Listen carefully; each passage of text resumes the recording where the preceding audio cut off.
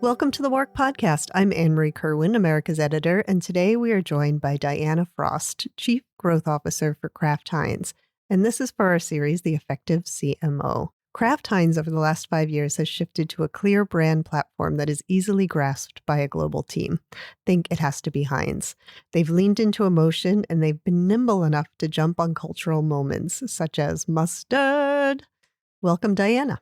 It's an absolute honor. Thank you so much for having me. And so this is our Effective CMO series of interviews. So we like to start with a big, broad question of what is your philosophy of effectiveness? It's a great one, and one that I think we're having more and more at Cannes every single year. My philosophy on effectiveness is that creativity is a results-based business, and it has to be. When I think about effectiveness, it's all the way through the line, and it has to drive brand growth. That's what we're here for. And so when I think about the transformation at Kraft Heinz and everything that we've done to put creativity and brands and the consumer back at the center of our transformation, the only outcome needs to be effectiveness and brand growth. That's great. And how do you work to really communicate that brand strategy throughout your business so that like everybody knows? How have you worked on the communication of effectiveness? I think one of the biggest things that we've done over the last couple of years has been the introduction of the brand growth system. And the brand growth system is our philosophy on how brands grow. And it's repeatable that no matter what brand, what country, what category you're in, that's how you figure out where to play, how to win, and root cause diagnostic to really and truly understand how to make brands grow no matter where you are as a marketer in the company. And so we just deployed that last year. But I think what's been really, really great is we've used Heinz as a blueprint. So Heinz has been incredibly successful here at Cannes, but even more importantly, successful in driving brand growth, greater than the category over the last number of years. And how we've instituted that was really have our team fall back in love with the brand. And how we started there was getting the team out to Pittsburgh, out to the museum to see what H.J. Heinz did to start. I did not even know there was a museum.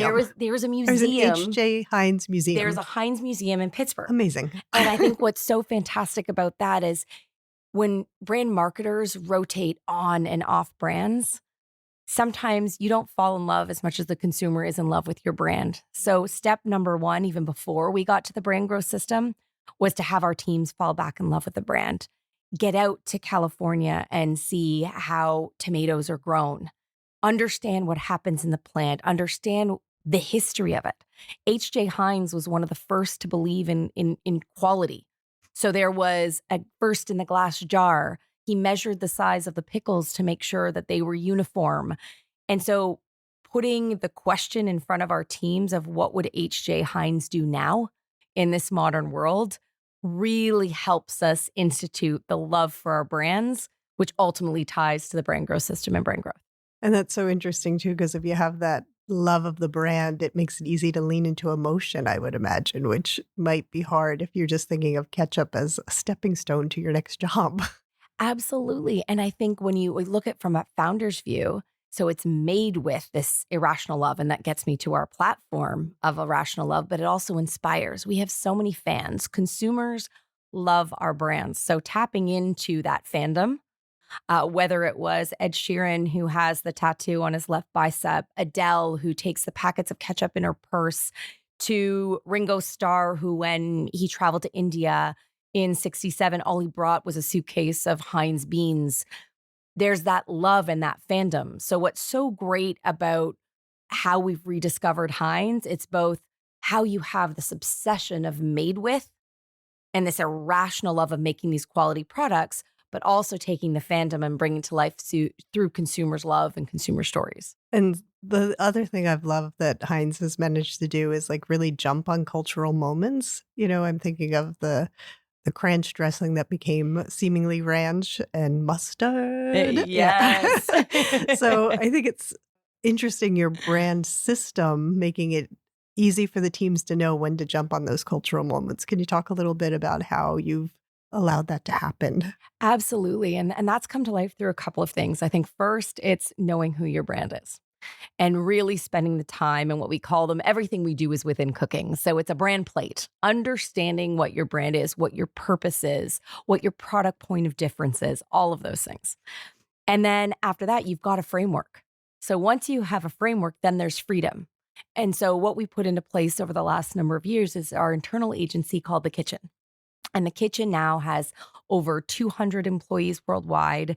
There's 11 of them across the globe. So when something shows up in culture and we know when we jump on something versus when we don't, then you can do it with speed.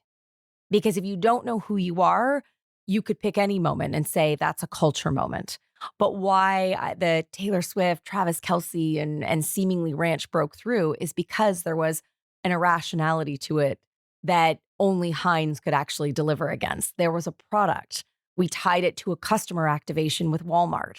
So it wasn't just one post on X. It wasn't just one social media piece within 48 hours. It went all the way through the line to product and to sales. And the only way to make that happen is having the team understand what the framework is so that you can drive that freedom in and throughout. And sometimes we get it right. And you know what? Sometimes we get it wrong. And that's okay. Right. Right. And then that's the experimentation, right? You learn a lot from the things that don't work out as well. Exactly. So in order to have something like that happen that ties all the way through to a Walmart activation and changing the product on the fly, you must have a lot of buy-in from the C-suite as to what you're doing. Can you talk to us about what your relationship is with the C-suite and how that may be changed once you move to this idea of falling back in love with the brand? Well, I think what really helped change is for the first time about a year and a half ago, we now have marketing in the C-suite. So my role joined the C-suite January of last year. And what that did actually for the company is show we are not that bank that sells food anymore. And really putting the consumer and the brand at the center and being a part of those conversations. So I think that was a really big move, not only to indicate we're a different company, but to show that we've got buy-in top down on the transformation of marketing within it. I think it was absolutely huge when we had Miguel Patricio, who is now our chairman, but he was our CEO. And he was a CMO growing up in business. And so when you have a CEO that has a background in marketing as a CMO, and our current CEO, Carlos Abrams Rivera, also has a background in marketing. So I think what that's done to change the culture is it's not just marketing's job to drive this growth. It's not just marketing's job to be consumer obsessed. It's across the entire C-suite. There's a voice, there's a role, and there's also an accountability to the transformation of marketing. So the accountability is interesting. Do you want to talk a little bit about like what metric system you guys use to make sure that you're hitting those growth goals and that it translates to what the C-suite's goals are as well? Absolutely. I think we set out actually with a 10-year plan. And funny enough, obviously the world changes all the time, but we have a 10-year ambition for the company. And within that 10-year ambition, we were very, very clear on which categories we want to accelerate, which brands we want to accelerate, and which countries we want to accelerate. And there's KPIs on top line, on bottom line for all of those things. And then within the brands, through the brand growth system, we've got KPIs against 4 key pillars. Key pillar number 1 of brand resonance. So leading and lagging indicators of brand health. So very clearly, are we meaningful? Are we salient? Are we differentiated versus our competition? And that's tracked on a quarterly basis or on a... Yeah, so it depended on the metric. From a brand health perspective, you kind of do it twice a year because it doesn't change that frequently on brand health in and of itself. But we've got other leading and lagging indicators. That's what I was interested in, because I've heard a lot of people say like, well, how can I track it if it really never changes? We only do it once a year. Like, how do I compete with like performance marketing metrics that are like every day, look what we got, all these clicks, we got all this, so. Yeah, I think you can marry those two things together because you can look at the performance piece and then within brand health, you can look at attributes and you can move attributes on a monthly basis. So you think about the category drivers and what drives the category, and there are attributes that can move over time, and you know which ones are the most important for the categories. The other piece we also look at is obviously engagement. We look at ratings and reviews because those things, immediately, particularly with the rise of Omni, how consumers are interacting with your brands and whether they like it, whether they don't, and they will tell you and they will rate you. And all those things have to come together. So I think the importance of measurement right now is you have to have a combination of the longer term and the shorter term to be able to make the right decisions. Because if you're only going after those shorter term metrics, you will make very, very different decisions and you lose the opportunity for longer term brand building growth. Right. That's great. And it's so great that it's awareness throughout the entire C-suite that this is what we're looking at and this is what matters. That's such a key part of it. And I think brand resonance is the only first of the four, because then in the second, you've got product and pack superiority. So we've got very key KPIs on where and on what attributes we want to be superior on our products. And then the third is within the value equation.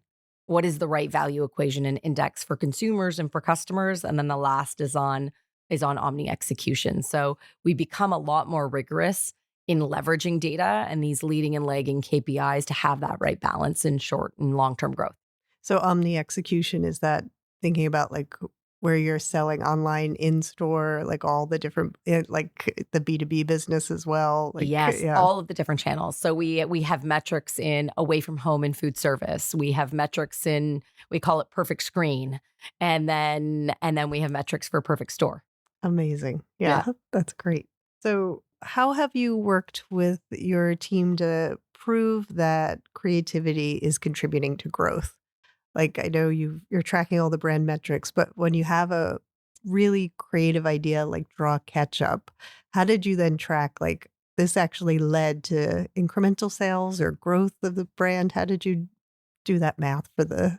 Yeah, I think Draw Ketchup is a very interesting one because that was before we had anything in place. Oh, okay. Draw Ketchup actually came out of the Canadian business when I was the Chief Growth Officer of Canada, and with my partner in crime, Nina Patel, who is now our VP of Global Heinz and has been a phenomenal mastermind in the transformation of that business. But at the beginning, we had none of it in place. We didn't have the brand foundations done. We didn't have the metrics at the time. At the time, we just had no confidence and we wanted to take a couple of swings. And that was the first swing we took, is with our partners at Rethink. It was this phenomenal, simple campaign that was just draw ketchup. And what was so incredible is that campaign alone ended up going to 20 plus countries. And it was so simple. It was so cost effective. And it actually was the thing that drove inspiration that we could be different. That we didn't have to be that bank that sold food, that if our brand is actually synonymous with the category and our consumers actually love our brand more than we were loving it internally, we had something in magical that we hadn't tapped into yet. So I would say Draw Ketchup was the first phase of how this transformation actually started. And then after that, then we went to Pittsburgh. Then we really started to understand the roots of the brand, which then led to the Irrational Love platform. That's terrific. Yeah, that's great. So did that then help move the conversation forward in the company about like taking those big swings, using creativity, showing how creativity could maybe get you further than maybe a coupon ad? Absolutely. Because we were losing resonance with consumers, we were losing household penetration, and we were not growing. And post Draw Ketchup and a number of other, not just Draw, we started seeing momentum on the business. So over the last 2 years, our 2-year CAGR is plus 6% on Heinz. And that's not an accelerating category in ketchup. And we're growing much faster than that. We've achieved 85% iconicity, Kantar, the way they brand icons, and only 4% of brands achieve icon status. And we're in 85% markets in icon. And so we saw growth. We have a strategy that's driving growth through 3 things: U.S. retail, global away from home, and emerging markets. And what we saw through Heinz was growth on all 3 of those things. So once you have that confidence, then you have the sales momentum to back it up. Now we're just translating that from Heinz to Kraft Heinz. That's terrific. So I did sit through a case study about mustard. Yes, so good. So that was another cultural moment, but also it takes you, like, you're applying it across condiments. It's not just Heinz ketchup, right? Yeah, and what's great is we're applying it across condiments, but also Ore-Ida. So I don't know if you saw the work Oh, on Air Richie. So during the NCAA championships, BYU was a phenomenal story. They weren't actually supposed to do really, really well, and ended up, I think, getting either to the Elite Eight or whatever it was. And one of the members of their team, one of the star members of their team, his great grandfather, I believe it was, invented tater tots. oh my gosh. So overnight, we did an NIL deal, and it became Air Richie of Ore-Ida.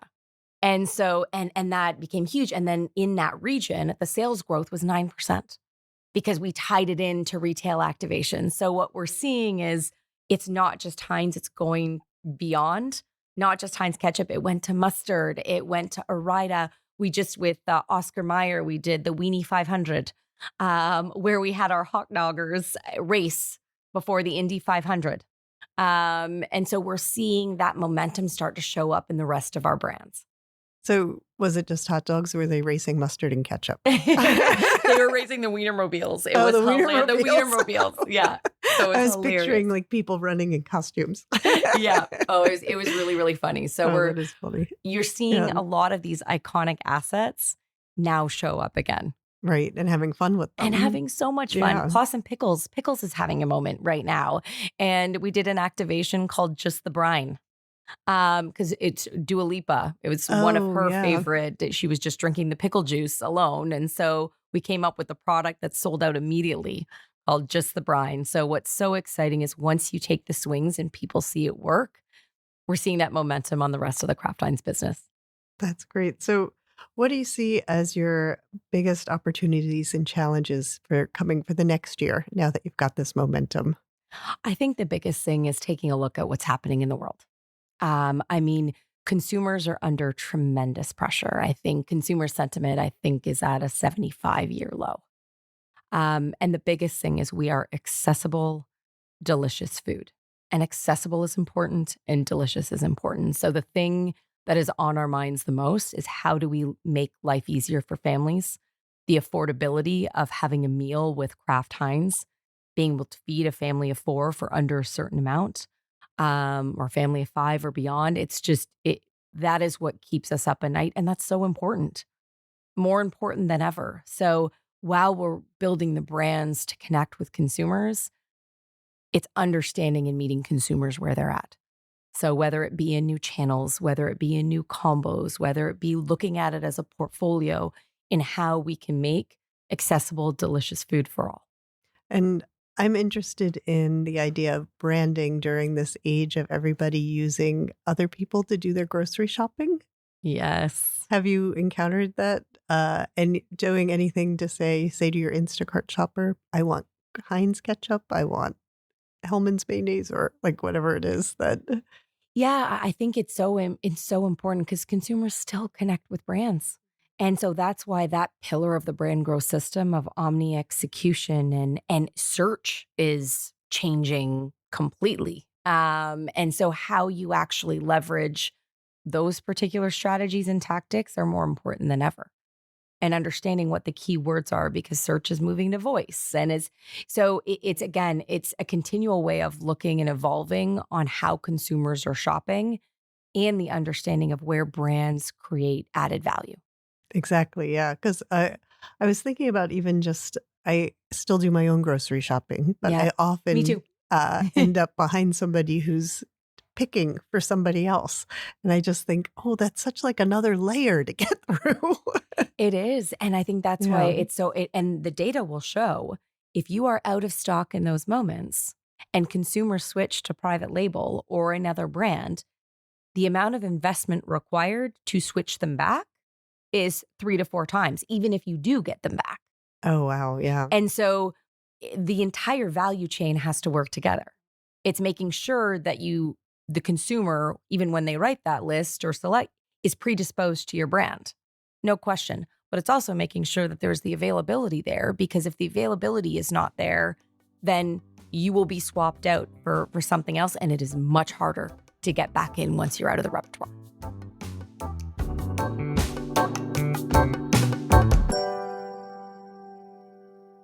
So we were talking about your philosophy of effectiveness and your brand systems. So embedding that creative effectiveness throughout the company is a very daunting challenge.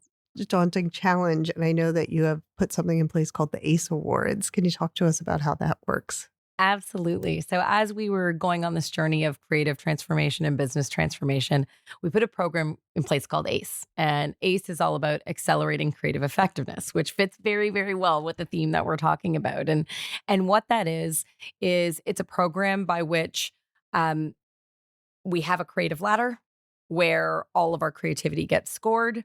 We actually put in external counsels so that quarterly external folks were coming in at the beginning and evaluating our creative. And I can promise you it was not pretty when it first started. And we would sit on the calls and they would just speak and give evaluation on our creative. We would get the themes and then we'd go train against those themes for our teams. And then we have the awards component. And the awards component, which has become such a wonderful global thing at our company. This year we had almost 200 entries, 29 countries, and it's become a way of recognizing phenomenal work and effectiveness in creative internally. The Grand Prix winner of ACE actually gets to come to Cannes. And so what's so exciting is over the last couple of years, we've proven the Grand Prix winner here has won gold at Cannes. So there's been a direct correlation of our internal awards with what's won here. And I'm excited to say that I believe that's going to be the case this week too with the Grand Prix winners that we have from what we know so far. Here's hoping. Here's hoping. And so what it's done is it's given a repeatable way of evaluating creative. It's brought in experts, CMOs, but also agency leads across the world to inspire us, to evaluate us. And then it also provides recognition and incentive for those who've done it well. Mm-hmm.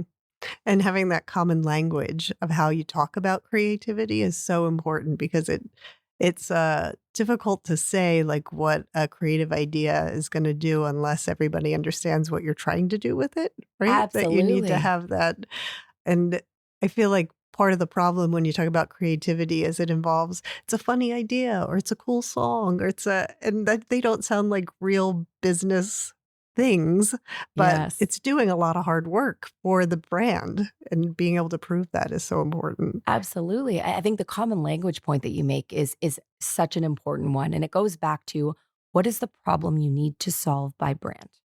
And how does creativity play a role in the outcome you need to drive? And one of the things we've also put in place at the company is, okay, 70% of the time right now, particularly in this moment with consumers, we should look at the product. How are we bringing the product to life? And product work can also be creative and can also build a significant amount of equity. Then you've got your big equity campaigns in around the 20% mark, and then you've got your culture bombs in the 10%. But they all have a role to play, and they all build upon each other to deliver against your business job to be done and your challenge. So to leverage what we call the ACE scale or the creativity ladder to be able to evaluate against those things is so important because then you marry the art and the science and it becomes less subjective.